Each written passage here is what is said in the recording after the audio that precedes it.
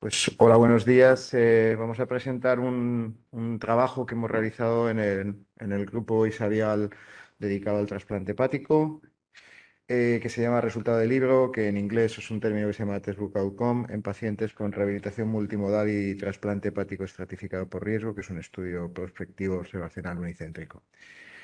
Básicamente hemos juntado como varios conceptos que todos conocemos, que es el trasplante hepático y la rehabilitación multimodal. Como ya todos sabéis, nuestro grupo tiene una larga experiencia, tanto a nivel académico como en la asistencia diaria, de la utilización de los sistemas ERAS en el trasplante hepático, que bueno, ahora es como muy moderno y tal, pero bueno, aquí se lleva haciendo desde el año 2012.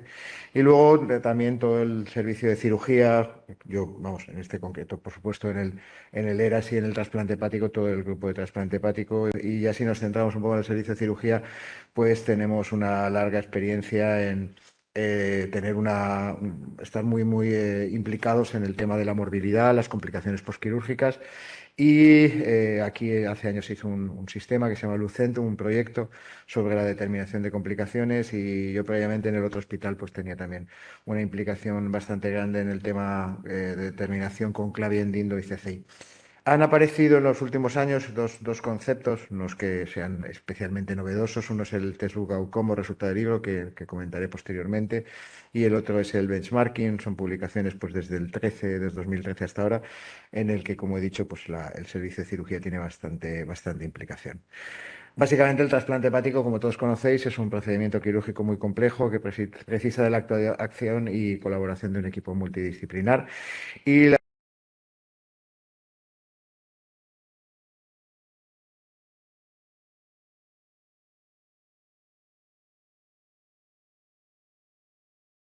pensó que esto era como una manera de mandar al paciente antes a casa, que es todo lo contrario. No es esa la idea, sino que se vaya a casa antes por una serie de razones de una serie de procedimientos. Aquí hay 20 de las cosas que se hacen en un programa de ERAS, es decir, la movilización precoz, intubación inmediata, la no utilización de drenajes ni sondas, etcétera, etcétera.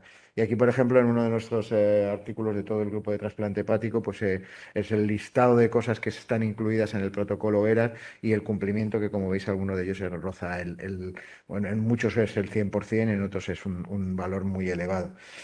Como he dicho, el ERA se llegó muy tarde al trasplante hepático y ahora, pues en el último año ha habido la primera conferencia de consenso para plantear el ERAS en trasplante hepático, pero aquí hay una larga experiencia. Básicamente, comentaros que el resultado del libro es una arma una herramienta asistencial que aparece en el 2013 por unos holandeses que se llama, el autor principal se llama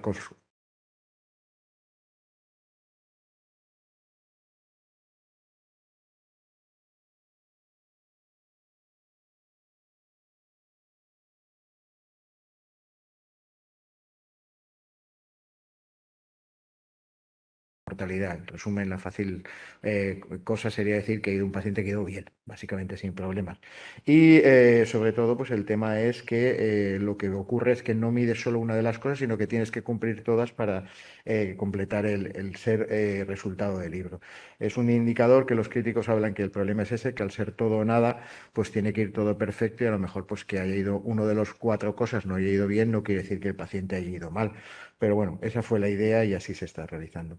Y por último, se definió en el año 18 el benchmark, que es una cosa que viene de las empresas, de la actividad empresarial, y es un poco que definir quiénes son los mejores, compararte con ellos y tomar las acciones necesarias para poder, en ese sentido, poder ser tan bueno como ellos. Y ellos definieron básicamente una serie de grupos de riesgo. El benchmark siempre elige el grupo de pacientes mejor, un grupo de pacientes como muy seleccionado, y luego los que están fuera del benchmark están en otras situaciones. Yo creo que eso también es un concepto que es bastante novedoso y bastante importante recordar. Nuestro grupo de trabajo estudió 181 pacientes realizados entre septiembre del 2012 y agosto del 2017 y básicamente basándose en ese artículo que definió las cortes de riesgo del el benchmark, pues hay una corte de riesgo que sería de bajo riesgo, que es con los que tienen un MEL inferior a 20, que eran 101 pacientes, unos que tenían un MEL de entre 21 y 30, que se considera corte de riesgo intermedio, y aquellos que estaban fuera del benchmark, que eran 65 pacientes, que son pacientes, digamos, más complicados y que el benchmark no está pensado para ellos. También definimos unas variables de resultado del libro que eran muchísimo más completas que las que definió Kosten. El resultado del libro inicial, como os he dicho, solo tenía 4 variables, pero posteriormente han salido Facebook Outcome específicos para cada procedimiento, porque muchas veces no llegaban a delimitar bien las características del procedimiento. Y bueno, en el trasplante hepático no hay una definición internacional admitida, pero nosotros quisimos ser como muy específicos y muy exhaustivos y definimos un resultado del libro basado en 8 variables, que era que no hubiera transfusión intraoperatoria, que no hubiera sustitución renal post-trasplante, que no se prolongara la estancia más allá de 6 días, que esto sería un tema a debatir, porque es que el problema es que nuestra mediana es 4, pero esta evidentemente no es la práctica habitual de otros equipos de trasplante, que no se remitiera al paciente, no reingresara en los 30 días siguientes, que no hubiera trombosis de la arteria hepática a 90 días, que no hubiera complicaciones biliares a 90 días, que no hubiera complicaciones mayores a Krabi Dindo 3 o definidas como complicaciones mayores a 90 días y que no hubiera mortalidad. Con todo eso, para los que no estáis, digamos, acostumbrados a ver, esta es la gráfica típica en la que se presentan los resultados del test Outcome. Como podéis ver, arriba del todo se marca 100 pacientes, sería el 100% de los pacientes, y a medida que vas aplicando cada parámetro, pues va bajando si no lo tiene cumplido, ¿no? En esta gráfica se ve tanto el total como para los pacientes de riesgo medio, de riesgo bajo y los que están fuera del benchmark. Y básicamente el resumen de esta gráfica sería 2 cosas. Una, la no existencia de complicaciones es lo que más baja la consecución del testbook, y que el testbook viene relacionado, es decir, tienen un mejor consecución del testbook aquellos que son de bajo riesgo, un grupo más o menos sería intermedio, que son los de riesgo intermedio, y los que tienen peor consecución del testbook outcome es los de riesgo o fuera del benchmark. Si nos vamos ya a todos los datos, aquí es una gráfica en la que se expresan los datos totales, es decir, los 181 pacientes, aquellos que alcanzaron el testbook y aquellos que no lo alcanzaron, y básicamente podéis ver que está en amarillito, que la edad, el diagnóstico de hepatocelular, de carcinoma hepatocelular, la presencia de ascitis, el tiempo de isquemia, el tiempo operatorio, el MEL, el VAR y el que ser de un riesgo bajo estaba relacionado con conseguir o no conseguir el testbook outcome. Si nosotros ya nos centramos en el análisis univariante y multivariable, lo que vemos es en el multivariante que hay 3 factores muy claros, que es la edad del paciente, el diagnóstico hepatocarcinoma y el ser fuera de riesgo bajo, es decir, aquellos de riesgo medio y fuera del benchmark, que son los 3 factores que afectan directamente a la consecución o no de test outcome. La edad y el hepatocelular, el de la edad, cuando más edad, pues más posibilidad de no conseguirlo. El tener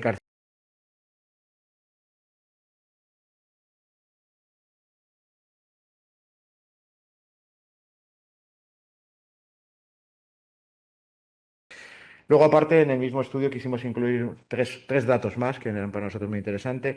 Era cómo afectaba o cómo si los grupos con y sin resultado del libro tenían una tasa de filtración glomerular en el tiempo, no en el momento del trasplante, sino a 2 años vista, cómo afectaba. Y se pudo comprobar que los pacientes que habían alcanzado el resultado del libro tenían una mejor tasa de filtración glomerular significativamente comparada con aquellos que no lo habían conseguido. Y también quisimos valorar las dosis de tacrolimus que se empleaban, y ahí no hubo significación estadística y ambos grupos pues eran similares. Y por último, una cosa que, bueno, parece que en un trasplante que tiene un coste muy elevado y que donde estamos valorando la calidad de vida y los resultados de vida del paciente, pues hablar de costes parece una cosa un poco rara, pero yo creo que este grupo siempre ha estado muy implicado en intentar ser lo más coste efectivo posible. Pues se demostró que básicamente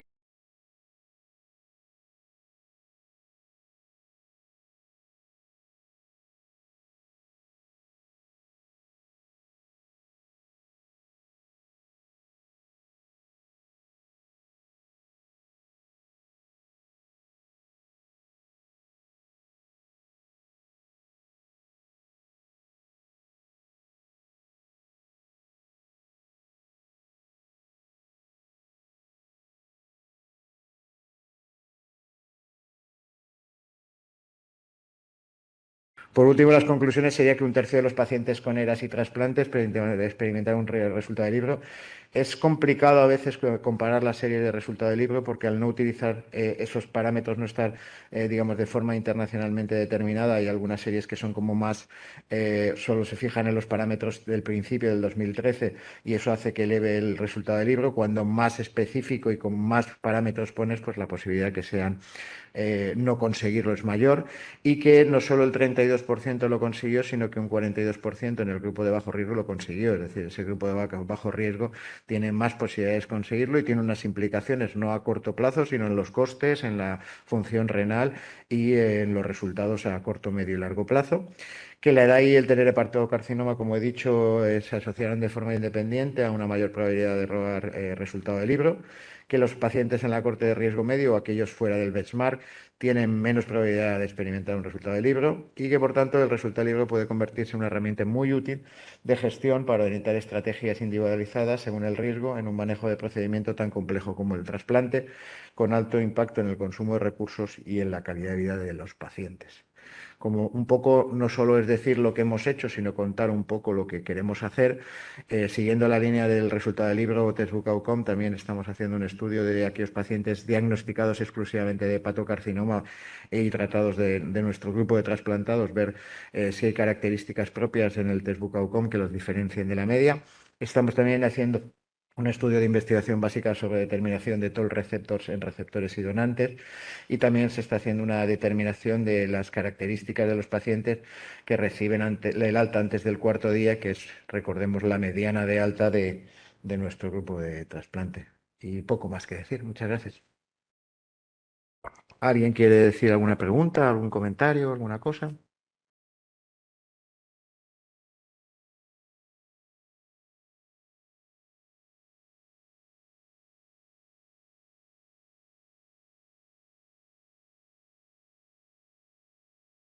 Eso, todo el mundo está de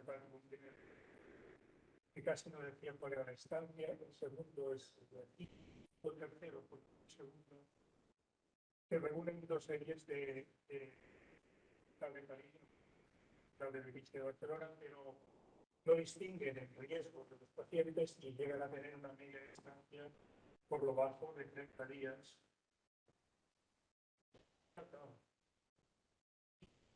La heterogeneidad a la hora de conceptos hace que sean comparables. De hecho, la idea sería tener unos resultados que que permitieran ya las estrategias que se hacen en los centros, pero hasta ahora esto no se ha logrado.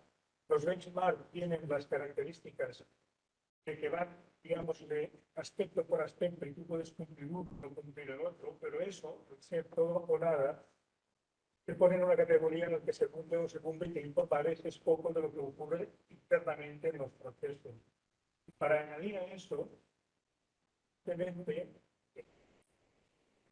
de Octavio, que han publicado bastante en otros temas de textbook outcome, por ejemplo, el polarización entre pasos, ha hecho un artículo también en el que cuáles podrían ser los estándares de resultados de trasplante hepático, pero de nuevo se basan en cuanto a la estancia hospitalaria en su serie propia de Octavio, que son 10 días, y es la media, no es ni el cuartil, no es ni el cuartil, el tercer cuartil es la. Pero ya, en lugar de ser resultados inmediatos, empiezan a decir persistencia del injerto al año.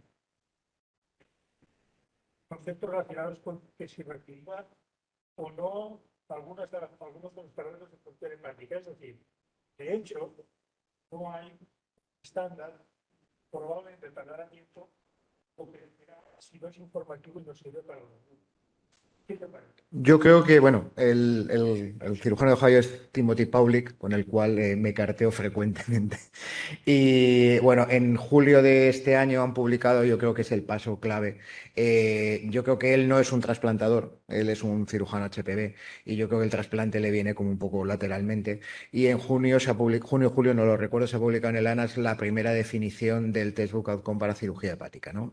Yo creo que no tiene ningún sentido una herramienta que cada uno elija lo que quiere, porque es que las series no son comparables. Es decir, básicamente en ese sentido, si tú tienes que cada grupo mide el heterocromosoma, nosotros aquí todos hemos sido muy, muy estrictos y hemos incluido una serie de parámetros como la transfusión intraoperatoria, la sustitución renal, que a nosotros nos parecían a todos muy importantes, pero a lo mejor resulta que viene el grupo de Belviche o Daniel Azulé, que es el cirujano francés, y dice, a mí es que eso no me parece importante. ¿Cómo se hizo el artículo del ANAL? Se hizo una encuesta Delphi en la que 50 personas definieron cuál era lo que ellos pensaban que era el test Buccal-Com necesario para cirugía hepática. Yo creo que es estrictamente necesario hacer lo mismo en el trasplante hepático. Yo creo que la propia ILTS debería en ese sentido tener la idea de hacer lo mismo, porque es que si no es un indicador muy válido, pero que no va a progresar, porque si cada uno va a hacer lo que quiera, pues es que no puedes comparar. La gran ventaja de las complicaciones de Clavien-Dindo, el ASA, cosas que están internacionalmente admitidas, es que si tú dices hay 4 ASA 7 y 7 ASA 4 y 3 ASA 3, todo el mundo nos entendemos. Ahora mismo esto realmente es complicado. Hay 4 artículos sobre test Buccal-Com en trasplante hepático, 2 son nuestros, uno de Daniel Azulé y Belviche y el de Paulik, y es que no son comparables. No son comparables porque cada uno ha hecho lo que le ha dado la gana, entendiéndose. Entonces yo creo que básicamente para que pueda convertirse en una herramienta, y yo creo que es que el benchmark es una cosa y esto es otra, no acaba, son de lo mismo, son medidores de calidad, pero son diferentes, hay que hacer una definición internacional. Yo creo que es un proyecto muy interesante, pero bueno, que habrá que ver cómo se ejecuta. Si no, esto acabará siendo una flor de un día. O sea, no acabará de quedar, cuadrar en lo que es el armamentario de herramientas asistenciales, porque no nos gustará, porque dirán, ah, bueno, este es el tuyo, tu test Buccal-Com, pero el mío es mejor porque he elegido otras cosas. Entonces no tendrá sentido. Específicamente, Pauli, no es el de trasplante, no es el de cirugía hepática, que